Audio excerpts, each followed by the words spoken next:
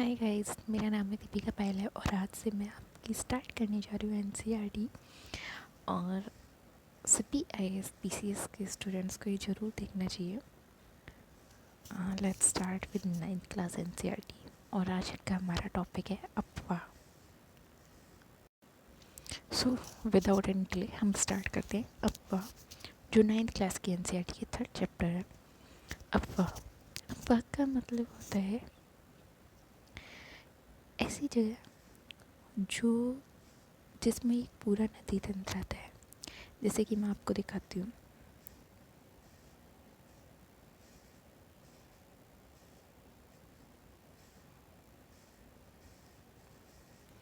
मान लो ये नदी है गंगा। इसमें यहाँ से ये यमुना मिलती है, यहाँ से रामगंगा मिलती है, यहाँ से गंडक मिलती है और भी बहुत सारी नदियाँ मिलती है। इनकी भी कुछ सहायक नदियाँ होंगी।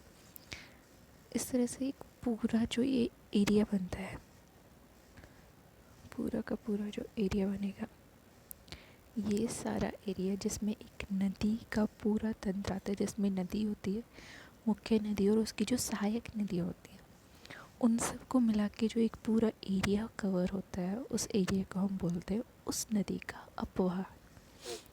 अफवाह क्षेत्र। So let's start with this.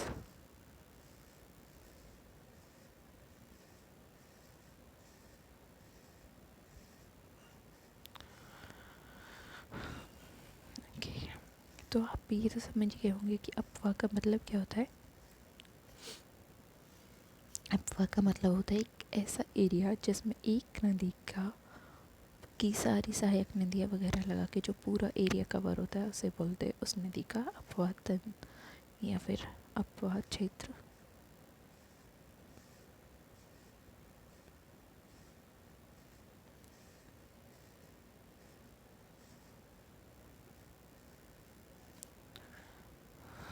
एक मिनट रुकिएगा, मैं जरा इसे रब कर देती हूँ।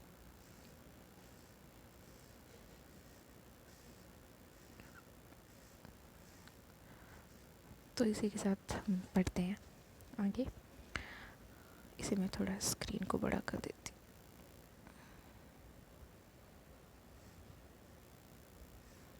हूँ। देखिए, अफवाह शब्द एक क्षेत्र की नदी की व्याख्या करता है। भारत के भौतिक मानचित्र को देखिए, आप पाएंगे कि विभिन्न दिशाओं में छोटी छोटी धाराएं आकर एक साथ मिल जाती हैं। ठीक है। तथा एक मुख्य नदी का निर्माण करती है। जैसे कि आप इस एग्जाम्पल में देख सकते हैं, ये एक मुख्य नदी है जिसमें बहुत सारी इसकी सहायक नदियाँ, कोई छोटी छोटी धाराएं आके कोई कहीं किसी को मिलती है, कोई कहीं किसी को मिलती है, और ये सभी मिलकर क्या बनाती है, एक नदी का निर्माण करती हैं। और जो ये पूरा का पूरा ये एरिया है, इस पूरे एरिया को हम बोलते हैं इस नदी का अफवाह। ठीक है।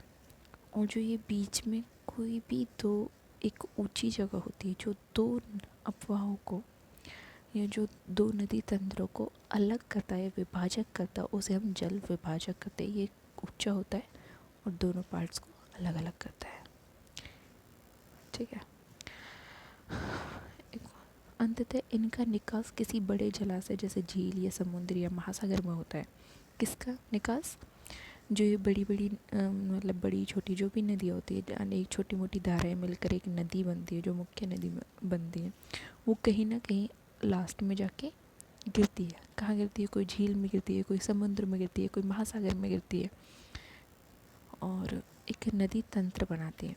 एक नदी तंत्र द्वारा जिस क्षेत्र का जल प्रवाहित होता है उसे एक अपवाह द्रोणी कहते हैं। मानचित्र का अवलोकन करते हुए यह पता चलता है कि कोई भी ऊंचा क्षेत्र जैसे पर्वत या उच्च भूमि दो पड़ोसी अपवाह द्रोणियों को एक दूसरे से अलग करती हैं।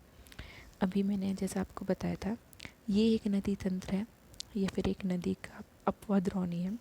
ये एक अपवाह द्रोणी इन दोनों द्रोणियों को मान जो अलग करता है, एक ऊंची जगह होगी, उस ऊंची जगह को हम क्या बोलते हैं? जल विभाजक बोलते हैं, यानी कि जल का विभाजन कर दिया। मान लो ये ऊंची जगह ना होती, ये जगह भी इतनी उसमें होती जितने नीचे ये है, जितनी नीचे ये है, तो क्या होता है? ये जल आपस में मिल जाता, तो एक बड़ी अफवाह द्रोणी बनती, लेकिन ये नहीं बनने देता। बीच में जो बड़ी या ऊंची जगह होती है जो नदी द्रोणियों को अलग अलग करती है, उसे हम क्या बोलते हैं? जल विभाजक। ठीक है, अब हम आगे पढ़ते हैं। इस प्रकार की उच्च भूमि को जल विभाजक कहते हैं, ये हमने पढ़ लिया। विश्व की सबसे बड़ी अपवाह द्रोणी अमेजन नदी की है। इसका मतलब क्या है? जो अमेजन नदी है उसका जो अपवाह तंत्र है वो सबसे बड़ा है। कैसे बड़ा है? वो उसमें जो जितनी भी धाराएं मिलती होंगी, चाहे छोटी छोटी नदियाँ मिलती होंगी, चाहे छोटी छोटी धाराएं आके मिलती होंगी, सब कुछ सारा एरिया मिला के जो द्रोणी बनती होगी, जो एक एरिया कवर होता होगा, वो सबसे बड़ा होता है। तो विश्व की सबसे बड़ी अपवाह द्रोणी कौन सी है? अमेजन नदी। भारत में किस नदी किस नदी की अपवाह द्रोणी सबसे बड़ी है? क्वेश्चन कई बार आ भी जाता है। तो कौन सी नदी है हमारे देश में? जो कौन सी नदी है वो है गंगा। गंगा हमारे देश में सबसे बड़ी नदी है, जिसकी अपवाह द्रोणी भी सबसे बड़ी है। आगे हम जाते हैं। भारत में अपवाह तंत्र। भारत के अपवाह तंत्र का नियंत्रण मुख्यतः भौगोलिक आकृतियों के द्वारा होता है। इस आधार पर भारतीय नदियों के दो मुख्य वर्गों में विभाजित किया गया है: हिमालय की नदियाँ तथा प्रायद्वीपीय नदियाँ। हिमालय की नदियाँ कौन सी होती है? हिमालय की नदियाँ होती हैं जो हिमालय वाले एरिया से निकलती हैं, मतलब जो भी ग्लेशियर से निकलती हैं नदियाँ, उन्हें हम बोलते हैं हिमालयन रिवर्स। लेकिन जो नदियाँ भूमि से निकलती है, समतल भूमि से निकल रही है, चाहे किसी झील से निकल रही है, कहीं से भी निकल रही है, उन्हें हम बोलते हैं प्रायद्वीपीय नदियाँ। हिमालयन नदियाँ यानी कि जो पहाड़ों से निकल रही है, हिमालयों से निकल रही है, उन्हें हिमालयन नदियाँ बोलते हैं, जो कि हमारे उत्तर वाले एरिया में आ जाता है, उत्तर और पूर्व वाले एरिया में जो आ जाता है। और जो प्रायद्वीपीय नदियाँ हैं वो हमारे ज़्यादातर दक्षिण पश्चिम एरिया में आती हैं। ठीक है, भारत के दो मुख्य भौगोलिक क्षेत्रों से उत्पन्न होने के कारण हिमालय तथा प्रायद्वीपीय नदियाँ एक दूसरे से भिन्न हैं। हिमालय की अधिकतर नदियाँ बारहमासी होती है। हाँ, देखो, हिमालय की जितनी भी नदी होती हैं वो हिमालय से निकलती हैं, यानी कि पहाड़ों से निकलती हैं, और ये लंबी होती है, काफ़ी लंबी होती है। और ये नदियाँ बारहमासी होती है। बारहमासी क्यों होती है? क्योंकि जो हमारी प्रायद्वीपीय नदी होती है ये काफ़ी चीज़ों पर डिपेंड करती है। ये किस पर डिपेंड करती है? वर्षा पर डिपेंड करती है। तो बारिश होगी तो उसमें जल आएगा, लेकिन अगर बारिश नहीं हो रही है तो उनका जल का स्तर कम हो जाता है और कहीं कहीं पे वो सूख भी जाती है।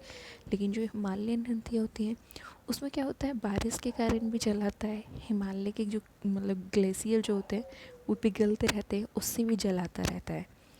इस कारण जो कहा जाता है जो हिमालयन की अधिकतर नदियाँ होती हैं वो बारहमासी नदियाँ होती हैं। क्यों होती हैं?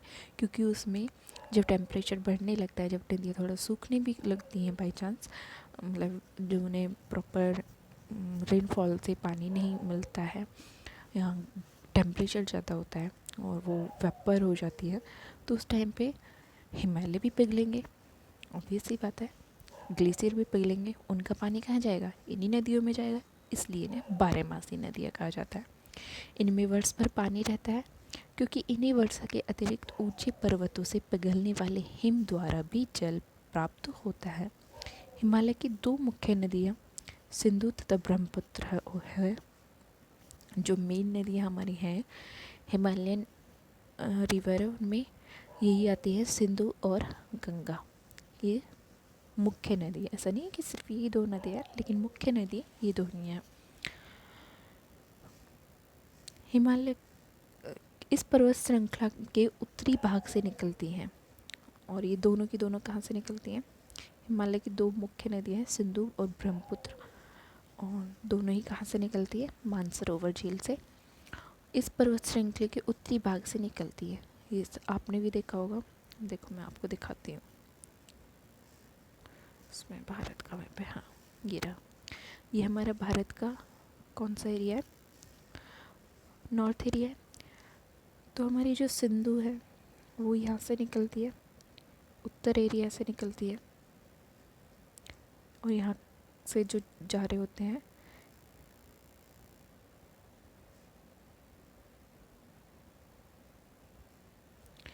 यहाँ से इस तरह से हमारे क्या जा रहा है, हिमालय भी निकला हुआ है।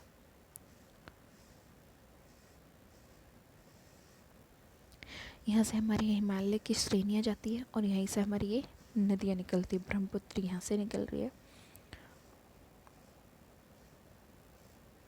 यहाँ से ब्रह्मपुत्र निकल रही है, यहाँ से ये सिंधु निकल रही है। तो क्या कह रहे हैं, उत्तरी मैदान की ये मुख्य नदियाँ हैं।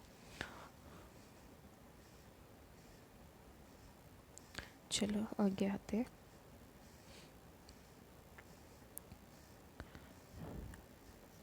इन नदियों ने पर्वतों को काटकर गार्जों का निर्माण किया है। हिमालय की नदियाँ अपने उत्पत्ति के स्थान से लेकर समुद्र तक के लंबे रास्ते को तय करती हैं। क्या कह रहा है, जो हिमालय की नदियाँ हैं, मैंने पहले भी बताया था कि वो काफ़ी लंबी होती है, मतलब वो ज़्यादा जगह तक घूम कर जाती हैं। अब हिमालय की नदियाँ हैं तो पर्वतों से निकल रही है, तो बीच में ऐसी जगह भी आती होगी जहाँ पहाड़ होते होंगे, पर्वत होते होंगे। तो ऐसी जगह पर वो क्या करती है, मान लीजिए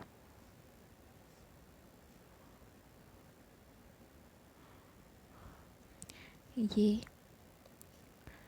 पर्वत है, ठीक है, और यहाँ से कोई रिवर आ रही है या यहाँ से कोई नदी आ रही है। तो वो जो नदी आ रही है वो अपनी जगह नहीं बदलती, वो क्या करती है, पहाड़ों को ही काट देती है और वहाँ से निकल जाती है। कहती मैं नहीं अपना रास्ता बदलूँगी, पहाड़ी ऊंची होती है तो वो पहाड़ियों को काट के बीच में से रास्ता बना लेती है। जैसे आप ये दो भी देख रहे होंगे, ये दो, आप ये वाला चित्र देख रहे हो, ये दो पहाड़ है, ये एक ही पहाड़ होगा कभी, लेकिन नदियों ने काट काट कर बीच में से जगह बना ली अपने जाने के लिए, और जिस कारण ये एक गहरी खाई सी हो जाती है, जिसे हम गॉर्ज बोलते हैं। क्या बोलते हैं, गॉर्ज बोलते हैं। और तो इसमें क्या लिख रहा था, हिमालय नदियाँ अपनी उत्पत्ति के स्थान से लेकर समुद्र तक लंबे रास्ते को तय करती है और बड़े गॉर्जों का निर्माण करती है। ये अपने मार्ग के ऊपरी भागों में तीव्र अपरदन क्रिया करती हैं तथा साथ भारी मात्रा में सिल्ट एवं बालू का संवहन करती हैं। अभी मैंने बताया था जैसे कि क्या होता है, ये इस तरह से पहाड़ों को काटती हुई जा रही हैं। तो जब पहाड़ों को काटती हुई जा रही है, गॉर्जों का निर्माण कर रही हैं, तो उस टाइम पे क्या होगा, गॉर्जों का जब वो निर्माण कर रही है तो उनके साथ कुछ जो पहाड़ टूटे होंगे उनकी बालू मिट्टी वगैरह भी साथ होंगी, तो वो भी अपने साथ लेके चलेंगी। तो जब ये ऊपर वाले एरिया में होती हैं, ये वाला आप देखिए, ये ऊपर वाले एरिया में होती हैं, तो क्या अपरदन अपरदन क्रिया ज़्यादा होगी, क्योंकि वहाँ से वो पहाड़ों के साथ में निकल रही है, तो पहाड़ी एरिया की मिट्टी वगैरह साथ अपने साथ लेके चलेंगी, जो भी उनको मिलती है, चाहे सिल्ट हो, बालू हो, ये वाले सामान वो अपने साथ लेकर चलती है। तो वहाँ पर अपरदन क्रिया क्या होती है, ज़्यादा होती है। यहाँ से ये सामान क्या होता है, ज़्यादा लेकर चलती है। लेकिन जैसे जैसे ये आगे बढ़ती जाएंगी, आगे बढ़ने के साथ साथ क्या होगा, ये मैदानी क्षेत्रों में आएंगी, तो यहाँ तक आते आते इनका जो अपरदन क्रिया है वो कम होती चली जाएगी, रहेगी, लेकिन इंस्टेंटली अपरदन क्रिया कम हो जाएगी। अपरदन क्रिया होती क्या है, अपरदन क्रिया होती है जैसे कोई पहाड़ वगैरह टूट रहा है तो उसके टुकड़े ज़मीन पर गिर जाते हैं, ठीक है, लेकिन जब वो हवा के साथ या पानी के बहाव के साथ आगे बढ़ते हैं, अपनी जगह से दूसरी जगह चले जाते हैं, तो वो हो जाता है अपरदन, ठीक है। तो बहुत सारी चीज़ों को अपने साथ साथ लेके चलती है, अपने बहाव के साथ लेके चलती है, लेकिन जो ऊंचे एरिया पे होती है वहाँ पर वो थोड़ा ज़्यादा होता है, जहाँ उनका स्टार्टिंग पॉइंट होता है वहाँ पे बहाव भी ज़्यादा होता है, वहाँ पर अपरदन की क्रिया ज़्यादा होती है। लेकिन जैसे जैसे वो आगे बढ़ती जाती है, मैदानी क्षेत्रों में आ जाती है, फिर वहाँ पर वो चीज़ें धीरे धीरे कम होने लगती है। और वो एक चीज़ और है जो आप यहाँ पर देख रहे होंगे, यहाँ पर स्टार्टिंग में जो है ये बहुत ही संकीर्ण होती है, मतलब उनकी जो चौड़ाई होती है वो काफ़ी कम होती है, उनकी गहराई ज़्यादा होती है लेकिन चौड़ाई कम होती है। लेकिन जैसे जैसे वो आगे बढ़ती जाती है, मैदानी क्षेत्रों में आती जाती है, उनकी चौड़ाई बढ़ती चली जाती है, लेकिन उनकी जो गहराई है वो थोड़ी कम होती चली जाती है। ओके, इसी के साथ हम आगे बढ़ते हैं।